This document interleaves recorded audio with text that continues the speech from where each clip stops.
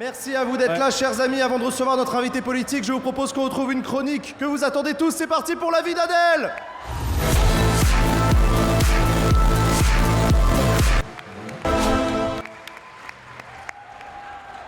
Salut Adèle. Oh, salut le backseat. Salut l'humain. Salut les gens de gauche.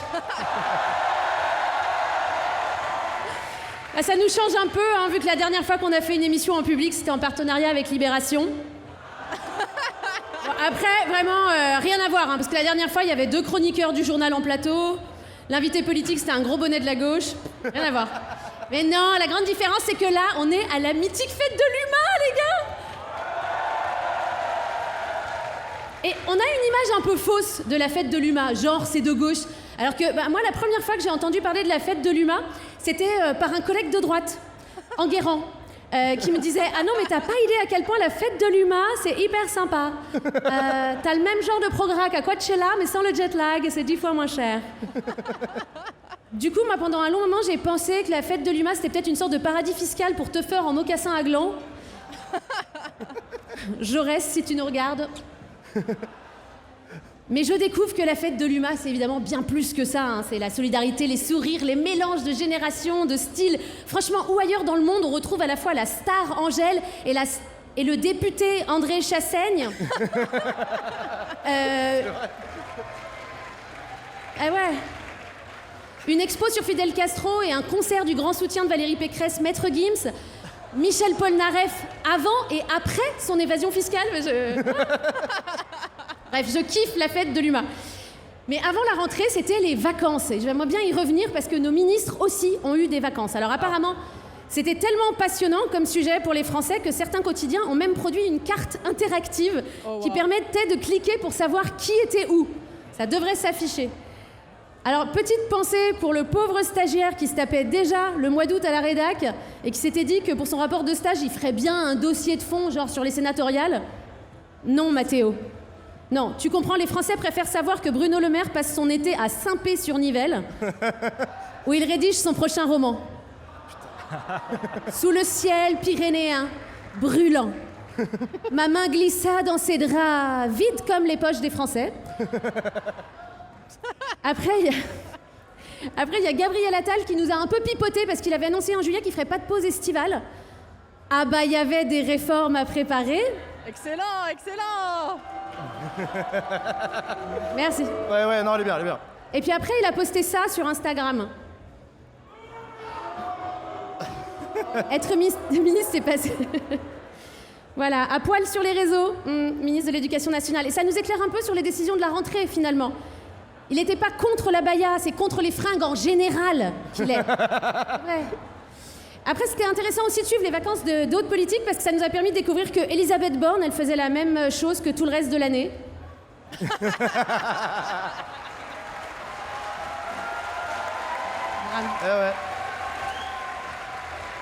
Bon bref, il était temps de rentrer, hein. C'est fou, ça fait même pas 2 semaines, mais j'ai l'impression que ça fait 16 ans qu'on est rentré. Littéralement, hein, parce qu'on parle que de Ségolène Royal, Nicolas Sarkozy, et même ici, la star, c'est Martin Solveig, quoi. On est en 2007, les gars. Mais non, pardon, on est bien en 2023, et on le sait parce que l'homme de la rentrée, c'est Gabriel Attal, qui n'en finit plus d'avoir de très bonnes idées. Ouais, c'est pas fini, c'est pas fini. Ah bah tu le savais, hein, c'est la fête de l'humain ici. Hein. Gabi, il va faire un truc complètement dément à la fin du mois. Jamais fait auparavant par aucun autre ministre de l'Éducation nationale. Il va passer 3 jours et 2 nuits en immersion dans un lycée. Moi, je comprends pas, il était pas au lycée, genre il y a 2 ans. Mais pourquoi il fait ça? Alors, il a expliqué que c'était pour avoir de nouvelles idées et sentir les choses. C'est qu'il a jamais foutu les pieds dans le public. Pardon, mais qu'est-ce que tu vas sentir qui va aider ta prise de décision politique dans un dortoir rempli d'adolescents?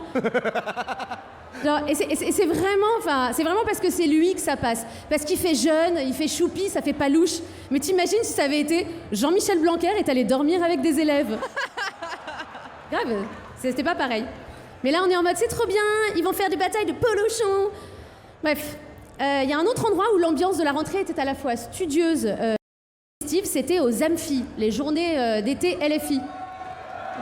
Ouais, il y en a qui étaient. Et parce que là-bas, entre la conférence Qu'est-ce que l'humanisme et un débat genre, grève féministe et reproduction sociale, est apparu ça. En cette rentrée compliquée. Ça. Ça. Ah, c'est chaud. En cette rentrée compliquée. Débattre. Non, pas le On veut bien le son. Sujet éminemment Est-ce important. qu'on peut avoir le son de l'image, s'il vous plaît? Insoumise est-elle un péril pour la France? Ah, Ah, c'était bien. Hein.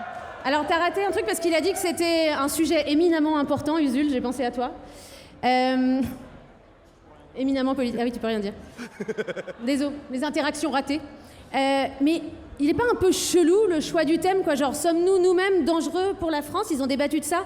Qu'est-ce que vous trouvez de chelou? Allez, vas-y, on fait un petit sondage. Est-ce qu'il y a des trucs bizarres dans cette image? Bah Hugo tout seul déjà. Le logo. Elle est bien, elle est bien. Non, je sais pas, J'ai l'émission... compris le logo. Hugo. Ah bah attends, il y a un truc sur Hugo qui est particulièrement bizarre. La cravate. Qu'est-ce que vous avez repéré? La cravate. La cravate. La ouais. cravate. Mais grave. Ah oui, la cravate. Ah bah ouais, on veut bien regarder l'image. Bon, c'est pas grave. Il y avait la cravate, il y avait le bandeau, le logo, c'est nul. Mais qu'est-ce qui nous concoctait? Allez, on vous montre la suite. Et pour en parler ici sur ce plateau, Colin Maillard, président du groupe Renaissance à l'Assemblée nationale, Laure Lavalière qui est donc porte-parole du groupe Rassemblement national, représentante de la partie de l'arc républicain du Parti socialiste, également maire de Paris, Annie Dingo, parce qu'il en faut toujours un éditorialiste, notre éditorialiste, Godefroy Lejeune, éditorialiste du Week-end. Voilà, c'était une parodie et rudement bien écrite. Junior Duhamel qui interviewe Colin Maillard et Annie Dingo. Les mêmes jeux de mots que les tontons bourrés à Noël. Il y en a un peu plus. Je vous le mets quand même. Ah ouais, vas-y, s'il te plaît, oui. Pas moi, Louis Braillard ou Sofia Crétictou, mon ami Palmolive. Thomas Porche, que tout le monde nous suit, Oui. de mettre la tête non, mais d'Olivier voilà. Dussort. Non, mais Hugo Bernat 8-6, un de mes illustres prédécesseurs, Christophe Castagneur.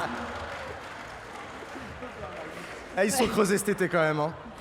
Donc après la chorale insoumise, maintenant le club théâtre des députés. Moi je suis contente de savoir qu'ils s'ennuient pas à l'Assemblée nationale, qu'ils ont des activités.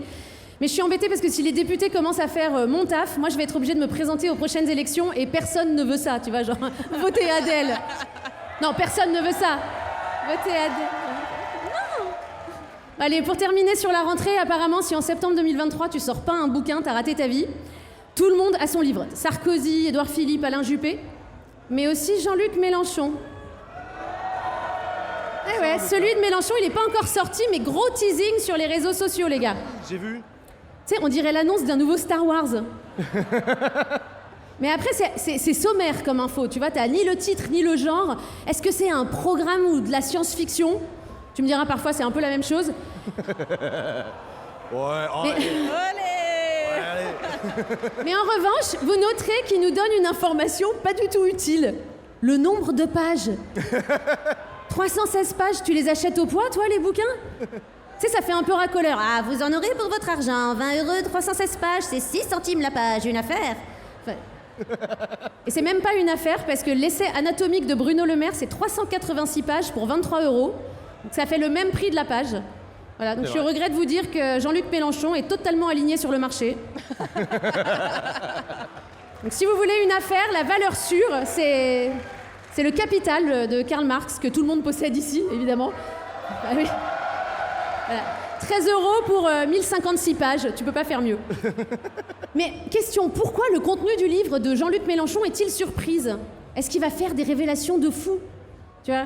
Genre peut-être qu'on va enfin savoir pourquoi le fameux débat avec François Hollande n'a jamais eu lieu. c'est vrai ça. Pourquoi est-ce qu'on les a jamais vus physiquement sur le même plateau? C'est vrai ça. Et là, il va nous révéler, eh bien parce que nous sommes la même personne. Depuis tout ce temps qu'Hollande Wayne parcourait les buffets des cérémonies officielles pendant que Meluchman dirigeait la ville de Gotham City dans l'ombre. Depuis son compte Twitter, tous les deux animés par un même but, l'union de la gauche.